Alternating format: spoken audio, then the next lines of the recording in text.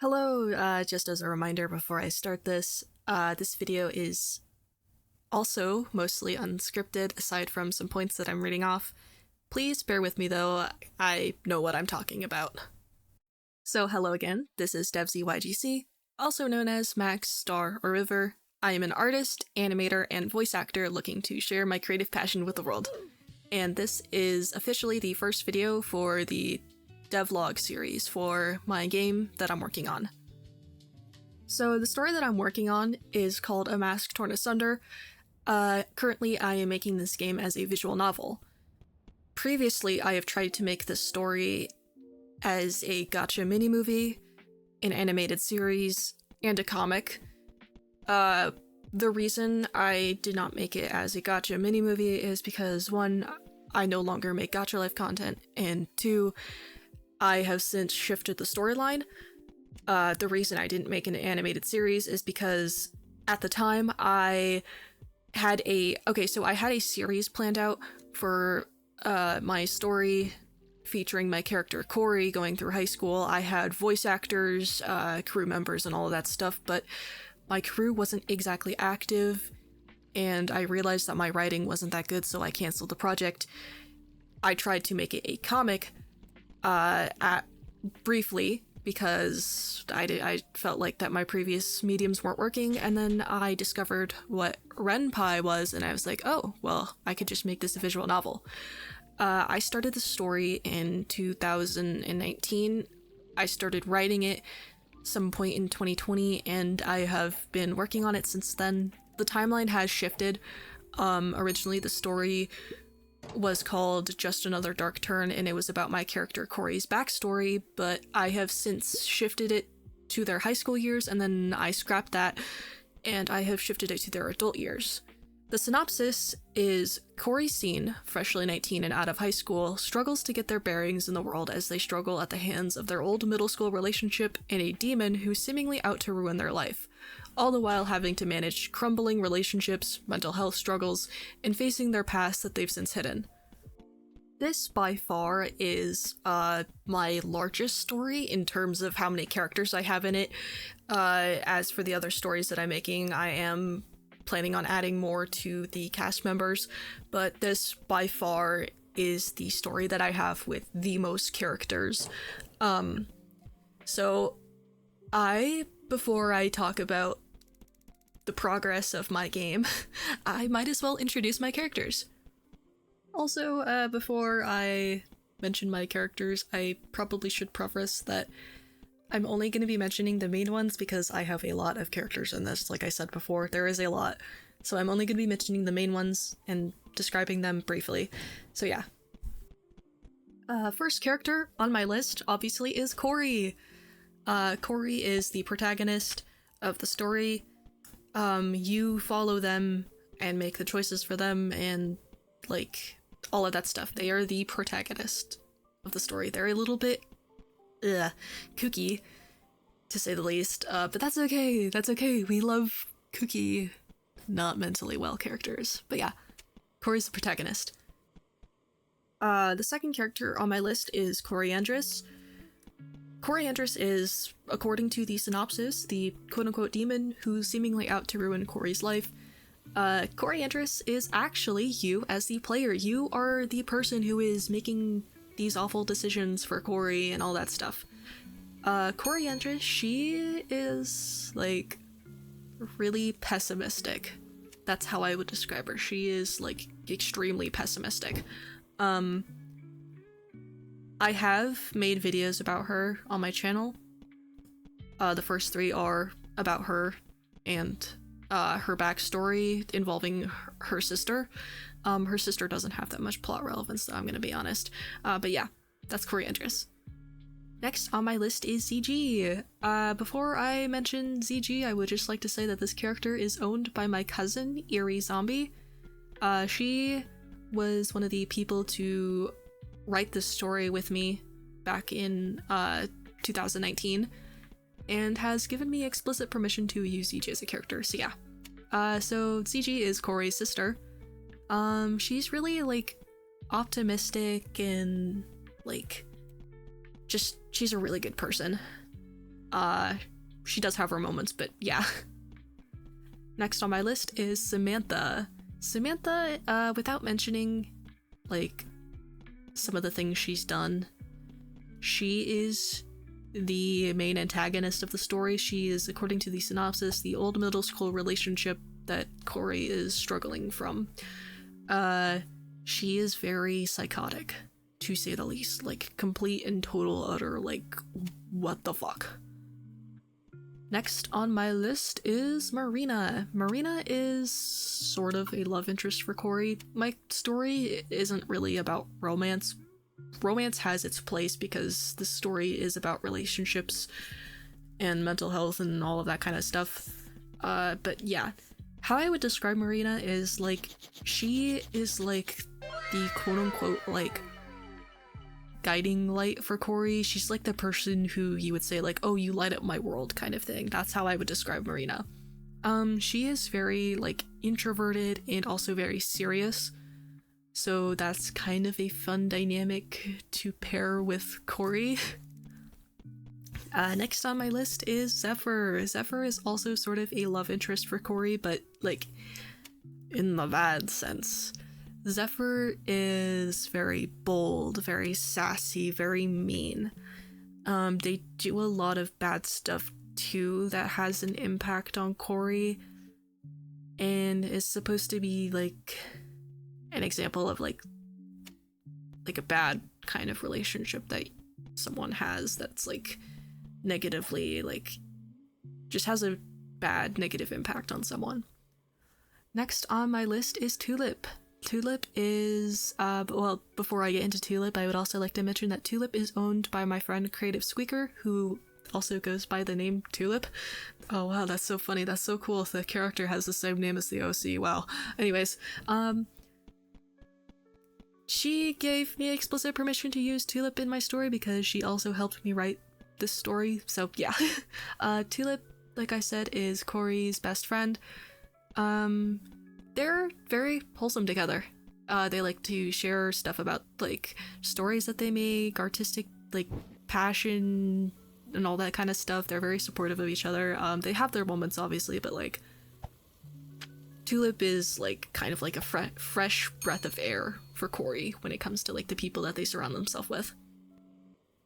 Next on my list is one of my favorite characters, Anna. Anna is a lifelong, like, former childhood friend of Corey who also bullied Corey a lot.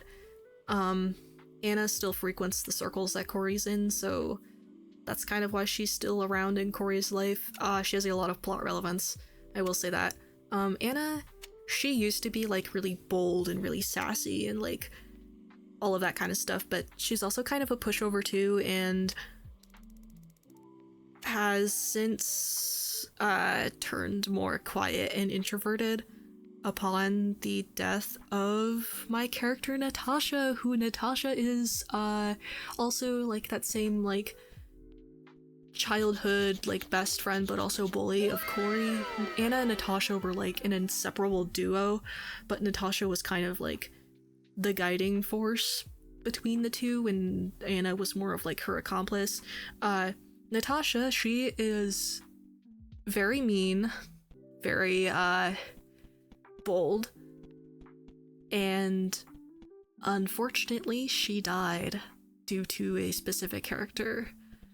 That has a lot of plot relevance, I will say that. But yeah. And then, last on my list of, like, main important characters is Lily. Lily, was Corey's first girlfriend. Lily had a really terrible upbringing, and Corey, like, her relationship with Corey wasn't the greatest, but it was Corey's first relationship, and Corey struggles to let that go, even at the ripe age of 19. Lily, she has a lot of plot significance, and unfortunately, part of that plot significance is her death that happened before the story, around somewhere around the same time as Natasha's. I think it was before Natasha died. Yeah, that's when that happened. But yeah, She has a lot of plot significance. I love Lily though. Yippee. Okay, and next stop on my list, please ignore the glorious time in the corner of my screen. Next up on my list is actually showing off what I have for the game so far. So as I said before, I am using RenPy to make this. It is a visual novel making software that utilizes the Python coding language. It's really easy to use in my honest opinion. But yeah, this is what I'm using. I do plan to upgrade to more advanced software eventually, but we will get there when we get there. So I have my project selected, going to launch it. There's a splash screen. I love this splash screen. It's gonna last a couple seconds, the game's gonna boot up, and there's some warnings. Feel free to read those. Also, yeah, warnings about my story that it should be mentioned. Yeah. So there's some warnings for the game. And here is the main menu screen. I'm planning to add more at some point, but this is a major work in progress, so we're just rolling with it. If I believe I have my audio on. If not, if you can't hear that, there is noise that plays when you hover over something. So I do want to rework menus like options and loading and stuff like that, and add more menus as well, like a gallery and like other kinds of stuff like that. A gallery for like cutscene art and all that stuff. But yeah. So before I click start, just to show you what I have so far, I do want to clarify some things. All of the backgrounds that I have so far are Sims 4 screenshots. I have yet to draw actual backgrounds. I do want to get to that at some point. I'm just not that skilled when it comes to drawing backgrounds, but I'll figure it out. But I have Sims 4 screenshots as placeholders. This is not the background art that will be displayed when I click start is not my own. And two, if you have not seen it already, the video that I posted called Death, that is for this. The audio from that will play, so you will hear my voice. That is already like pre-existing media. I use it in my game because it is relevant to Coriandrus here. So yeah.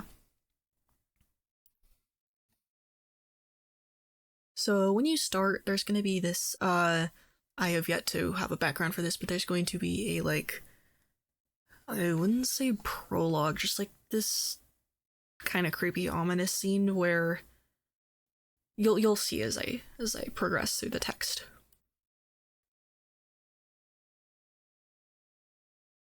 So you're in this room, there's something chasing after you, pounding on the door, and it walks off. And you're in this room, it's kind of like dimly lit, tattered old furniture, just kind of creepy, and you see a table in front of you with a tape recorder on it. And there's a tape already inside. And you go up to said table with the tape recorder, and you press the play button, which then will cue the recording. Death is such a deeply horrifying concept to most people. The fact you just stop existing. Everything you know and love, gone. Your memories? What worth do they have? Death used to scare me deeply. I used to cry myself to sleep over such an idea. It didn't take long, though, for it to be all I craved. And when you take the life of someone you love, it's all you could ever adore. I don't really know what death is. Am I really dead? Did my soul just get transferred to another dimension? I'll never know. I yearn for a body. I yearn to be alive again. I yearn for an escape to this afterlife nightmare. Not knowing when she will show up. She ruined me. She tainted any good in me. It feels disgusting to recognize this. It feels disgusting to recognize how sour I have become. A sour, lonesome demon holding all resentment towards the world, yet craving it so deeply. I'm going to fuck something up with how mad it drives me. I'm going to fuck someone up. It might even be myself. If only I could find a body. If only... And that is the end of that recording. I should at some point while editing this put a time stamp to skip it. But yeah. So I would like to mention this as I feel it is important to the game. I don't plan on having proper voices for my characters in this. I do plan on having voices for the characters, but they're going to be in like kind of like 8-bit style, like how Undertale and Deltarune does it. And for those, I am having my friends Tulip and Eerie give some samples of their voices to help me like do the whole like voice thing for the characters. Yeah, that's like the extent of it for the voices. The only other like actual like voice in the game is obviously this at the start, which is my own voice. It's definitely an older recording. It's a couple months old at least, but I still like it. It still fits, and I don't really plan on redoing it because I don't feel like redoing it. But yeah, the dialogue and choices I have so far for my game, are not set in stone. So, yeah.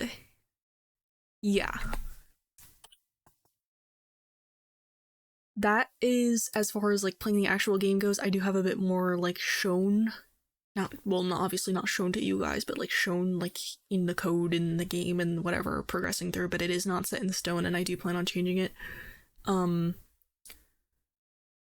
I have the entire storyline planned out, and what I plan to do with the storyline is I do plan on utilizing the illusion of choice, kind of like how Doki Doki Literature Club does it. I know that's such a great example. Like, you think that you're gonna like unlock all these different endings based on the choices you make, but everything kind of just leads back to the same thing in the end. As for what the ending is, that is for you to find out once I am done making this. I will be showing my progress for this game as I continue to develop it and write it and all that stuff, but as for the little itty-bitty story details, that is for you to find out, because I don't want to ruin and take away the fun of that, because if I tell you what the ending of my story is and how the story fully plays out in detail, there's no point in playing it. So yeah. What I will say though about the story is that obviously I'm utilizing the illusion of choice. There's going to be 2 main pathways that you can take that let you explore different characters in different scenarios. I'm doing this because I love my OCs and I really want you to get to know my OCs, but I also it's for there's a lesson to be learned at the end, and exploring the characters the way that I do with the whole illusion of choice thing and the two different pathways that lead back to the same thing all kind of like ties into that. I will say this though, both pathways do cover the same main events that I have in my story, like the same. There are, I believe, 3 major plot points. They will all be covered no matter which pathway you take. The different pathways are just to let you explore different scenarios and different characters, to help you bond with the characters more and learn more about all the different characters and the kind of impact that those kinds of people can have on Corey. That's kind of like what I'm getting at here with it. Future plans for my game. Let's see. Well, I kind of did go over that. I do want to mention this, though. I don't plan on sticking to Ren'Py to make my game. And the reason for that is because I want to switch to... I want... Well, not really switch, but I want to include a more, like... I wouldn't say RPG, but it has that kind of feel to it where you can move the character around and, like, kind of, I guess, an open map thing, but there's also like a visual novel aspect to it. My brother suggested to me that I try RPG Maker on Steam. I would switch to it now, but it costs $70 and I don't have those $70 on me, so I'm saving up for that. But yeah, I do plan to switch to that because obviously you can make RPG style games with that, and because it's pretty easy for me to kind of pick up on like coding languages. I can kind of just already go in and like tweak what I need to and add what I need to. Like, I don't plan on having like a fighting system like most RPG games have. That's not what my story's about. It's modern day kind of stuff. So I think I could like tweak the fighting systems a little bit and like put my own spin on it and like do mini games and stuff like that. But yeah, I do want to switch to a more RPG style kind of thing. I think that would be really cool. But I don't have the resources for that at the moment, so for now it's entirely just a visual novel. I want to add mini games regardless, so whether I do that in RPG Maker or I do it in Ren'Py, that'll be a bridge for me to cross eventually. And whenever I get to that, I don't know. It kind of just depends on how far along and how motivated I'm feeling to really dig into the code that day. But yeah. And I believe that is all for this. I apologize for how long this is. I was not keeping track of that. Maybe I should start scripting things next time. But yep, that was all. I do plan to make more of these, like, devlog videos. The future ones are probably going to go less into, like, the character lore aspect and more into the, like, coding aspect. But yeah. Anyways, I hope you guys enjoy. It is currently extremely late. I'm probably not going to sleep, though, which is okay. Yay! Anyways, hope you guys have a great day or night or whenever you're watching this. Yep. Bye-bye.